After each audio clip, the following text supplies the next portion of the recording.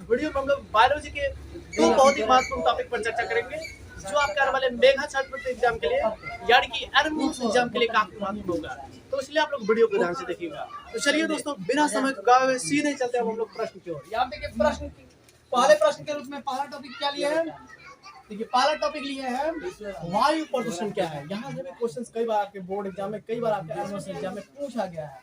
देखिए वायु प्रदूषण का मतलब क्या होता है? प्रदूषण का मतलब क्या होता है? गंदगी। प्रदूषण का मतलब गंदगी। किसी भी चीज में जिस चीज की गंदगी की मात्रा बढ़ेगी, किसी भी वस्तु के अंदर में जिस गंदगी की मात्रा बढ़ेगी वह प्रदूषण हो जाएगा। जैसे कि वायु प्रदूषण के बारे में, वायु में अगर गंदगी पदार्थ ज्यादा मिल जाएगा, वायु में अवांछनीय पदार्थ। अवांछनीय का मतलब क्या होता है? अवांछनीय का मतलब होता है जो पदार्थ नहीं मिलना चाहिए, अगर वही पदार्थ उसके अंदर में मिल गया तो इसका मतलब वो उसको प्रदूषित कर देगा। जैसे कि मान के चलिए एक स्टूडेंट के बारे में देखिए, एक स्टूडेंट सही तरीका से नहीं पढ़ेगा, डे बाय डे होमवर्क नहीं करेगा तो स्टूडेंट्स में भी प्रदूषण आ जाएगा, तो जिसके वजह से क्या होगा, वो स्टूडेंट बर्बाद हो जाएगा। प्रदूषण का मतलब यहाँ पर समझिए दैनिक जीवन से संबंधित। प्रदूषण का मतलब होता है गंदगी। विद्यार्थियों में भी गंदगी का आदत होता है ना। विद्यार्थी में गंदगी का आदत क्या होता है? वो रोज बाय रोज क्लास के अंदर में जो टीचर के द्वारा पढ़ाया जाता है उसको ध्यान से नहीं देखता है, ध्यान से उसको समझता नहीं है। इसकी वजह से क्या होता है, वो दिन प्रतिदिन दिनों दिन क्या होता है, कमजोर होते जाता है।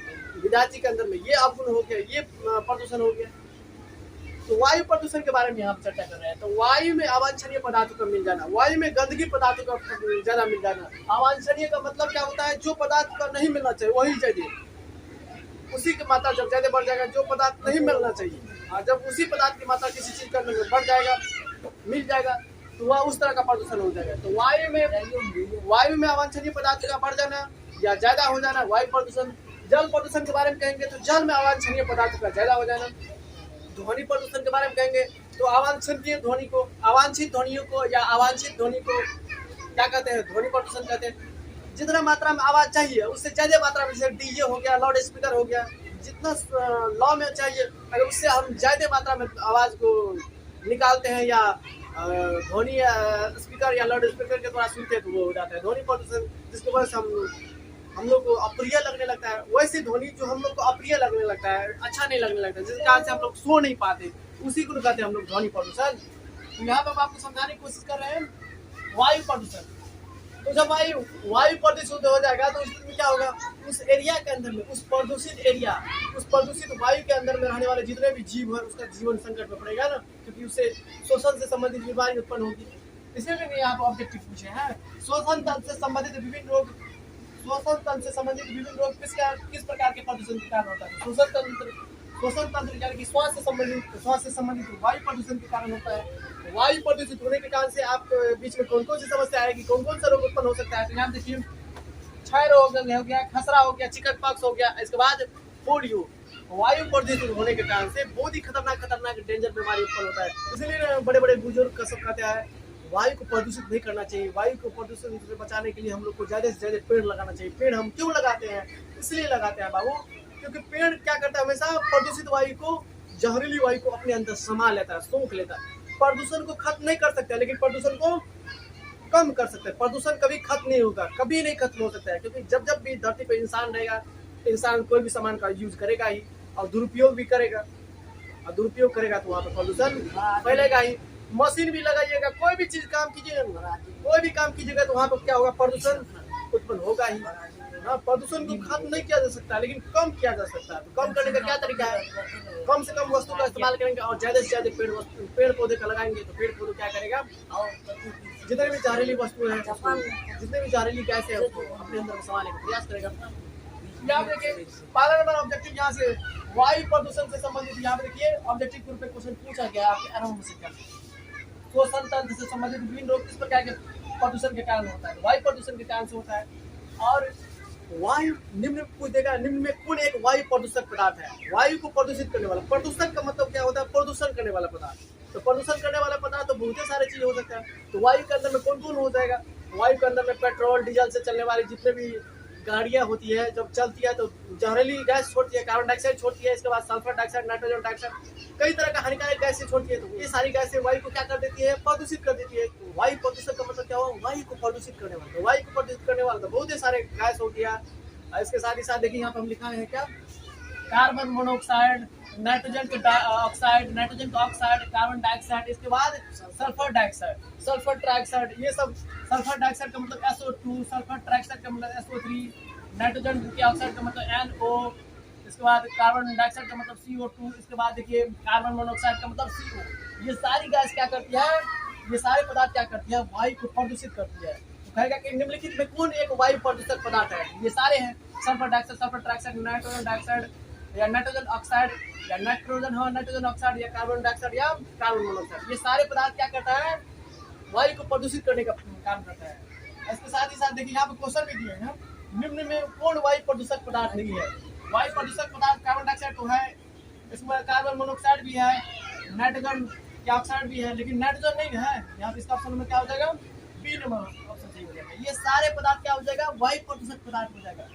कई बार आपके एग्जाम में पूछ लेता है कि निम्न में कौन वायु प्रदूषक पदार्थ है, निम्न में कौन एक वायु प्रदूषक पदार्थ है, ये सब क्वेश्चन पूछा गया। ये सारे क्या है, वायु प्रदूषक पदार्थ है।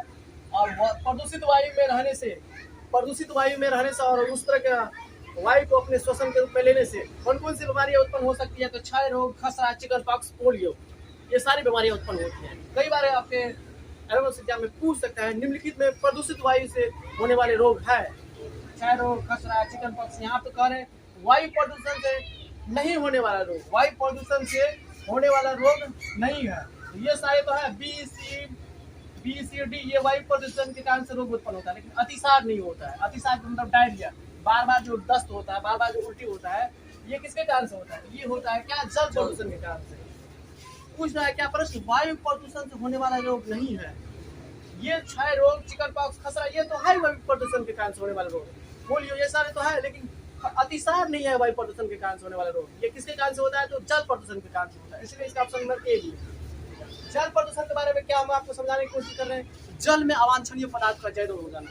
जल में अवांछनीय पदार्थ क्या, कि जल में जिस पदार्थ की मात्रा नहीं होना चाहिए, उसी पदार्थ की मात्रा जब जल के अंदर में ज्यादा हो जाएगी तो जल प्रदूषण हो जाएगा। हम लोग क्या करते हैं, कूड़ा करकट जितना भी होता है, इसके बाद जितने भी फैक्ट्रियों के अंदर में, कल कारखाना के अंदर में जो है केमिकल पदार्थ होता है, उसको क्या करते हैं, नली के माध्यम से पानी के अंदर में, बड़े बड़े नदी के अंदर में, बड़े बड़े महासागर के अंदर में फेंक देते हैं। तो फेंक देते हैं तो जल प्रदूषण हो जाता होता है ना। हम लोग जो है कई प्रकार के खाद का छिड़काव करते हैं, कई प्रकार के उर्वरक का छिड़काव करते हैं, कई प्रकार का कीटनाशक दवाइयों का छिड़काव करते हैं, तो वो पानी में मिल जाता है, जिसकी वजह से क्या होता है, पानी प्रदूषित हो जाता है।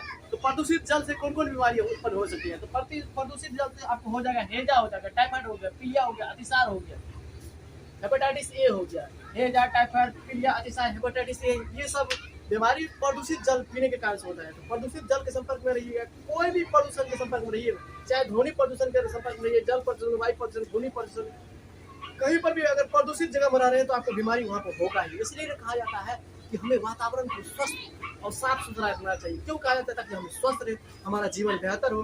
तो स्वस्थ तरीके अंदर में ही एक स्वस्थ मस्तिष्क का निवास होता है ना। आप जब स्वस्थ रहिएगा तभी ना आप एक स्वस्थ तरीका से सोच पाइएगा, एक सकारात्मक रवैया अपनाए रहिएगा। बीमार पड़े रहिएगा तो बीमारी के कारण से आप पड़े हुए रहते हैं, पड़े हुए रहने के कारण से तरह तरह के आप नेगेटिव थॉट्स के शिकार हो जाते हैं, नेगेटिव थॉट्स सोचने लगते हैं। बात को समझिए, जल में अवांछनीय पदार्थ का ज्यादा होना ही जल प्रदूषण कहलाता है। जल प्रदूषण की से अनेक बीमारी हो सकता है, जैसे हैजा, टाइफाइड, पीलिया, अतिसार।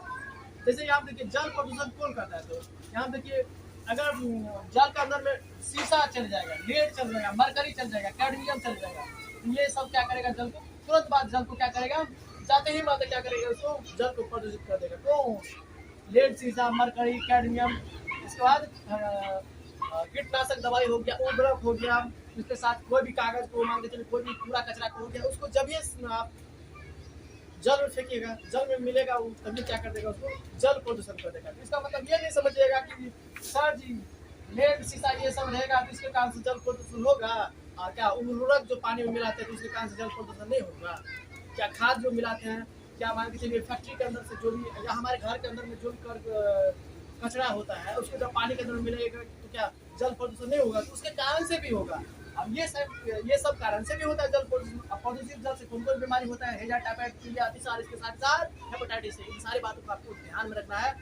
अगर इन सारी बातों को ध्यान में रखिएगा तो इनसे संबंधित जो भी ऑब्जेक्टिव बनेगा आपके एनुअल एग्जाम में, आप उसका जवाब दे दीजिएगा। हम जैसे जैसे वीडियो बनाते जा रहे हैं वैसे वैसे आप लोग कॉपी बनाते जाइए।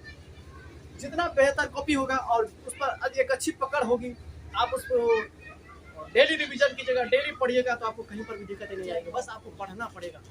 हम जितने भी वीडियो इस चैनल के ऊपर डाल रहे हैं, बस उस पर आपका ध्यान रहेगा। रेगुलर वीडियो को देखते रहिएगा, सर्च मार के देख लीजिए। Anonymous exam GK study centre, mega छात्रवृत्ति एग्जाम जीके स्टडी सेंटर, या राष्ट्रीय प्रतिभा खोज परीक्षा जीके स्टडी सेंटर वीडियो मिल जाएगा, बहुत सारे वीडियो मिल जाएगा। देखने के साथ ही साथ, वीडियो को देखने के साथ साथ अगर आप उसका कॉपी बना लेते हो, तो आपको यकीनन आप हम पे भरोसा कीजिए कि आपको इस एग्जाम में बेहतर से बेहतर अंक लाने से कोई नहीं रोक पाएगा। सारे टॉपिक को हम कवर करा रहे हैं। हाँ, अब यहाँ देखिए, ये इन दोनों टॉपिक से कौन कौन से क्वेश्चन बन सकती थी, कौन कौन से क्वेश्चन पूछा गया, सारे क्वेश्चन को यहाँ पर दिए। जल प्रदूषण से नहीं होने वाला बीमारी, नहीं होने वाला बीमारी यहाँ पे नहीं होने वाला बीमारी। तो अतिसार तो होता है, हैजा भी होता है, इसके बाद टाइफाइड भी होता है। ये तीनों बीमारी तो जल प्रदूषण से होता है, लेकिन खसरा नहीं होता है। इसका ऑप्शन नंबर क्या हो जाएगा? बी नंबर हो जाएगा। निम्न में जल प्रदूषक पदार्थ है, जल प्रदूषक पदार्थ शीशा भी है, कैडमियम भी है, पारा भी है, ये सारे हो जाएंगे। देखो यहाँ पे शीशा, मरकरी, कैडमियम, मरकरी का मतलब पारा, ये सारे क्या होते हैं? प्रदूषित, जल को प्रदूषित करने वाला पदार्थ है, जल को प्रदूषित करने वाला पदार्थ है। ये इसका ऑप्शन नंबर क्या हो जाएगा? चौथा का डी ऑप्शन नंबर से हो जाएगा। तो हम ये आशा कर सकते हैं कि इन दो टॉपिक को हमने यहाँ पे इस वीडियो के अंदर में आपको समझाने का प्रयास किया है, उसको आप लोगों ने एक बेहतरीन तरीके से समझ गए। फिर भी अगर कहीं पर भी दिक्कत आई हो तो जरूर कमेंट कीजिएगा, हम आपके सारे कमेंट का रिप्लाई देने की कोशिश करेंगे। जहाँ भी दिक्कत हो वहाँ पर जरूर कमेंट कीजिएगा ना, कहीं पर भी दिक्कत आएगी।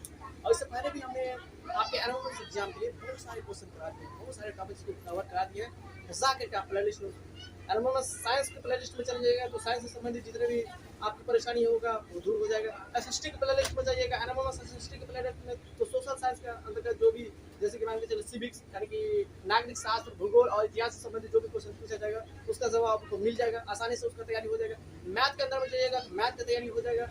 और इसके बाद एनोमस रीजनिंग के प्ले लिस्ट में जाइएगा तो रीजनिंग से संबंधित जो भी क्वेश्चन पूछा जाएगा उसका जवाब आप लोग बेहतर तरीके से दे दीजिएगा, और यकीनन आप 100% है आपका रिजल्ट बेहतर होगा, इस बात की 100% गारंटी देते हैं। तो चलिए दोस्तों, फिर मिलेंगे नई वीडियो में नए कंसेप्ट के साथ, तब तक के लिए हमें विदा दीजिए। जय हिंद।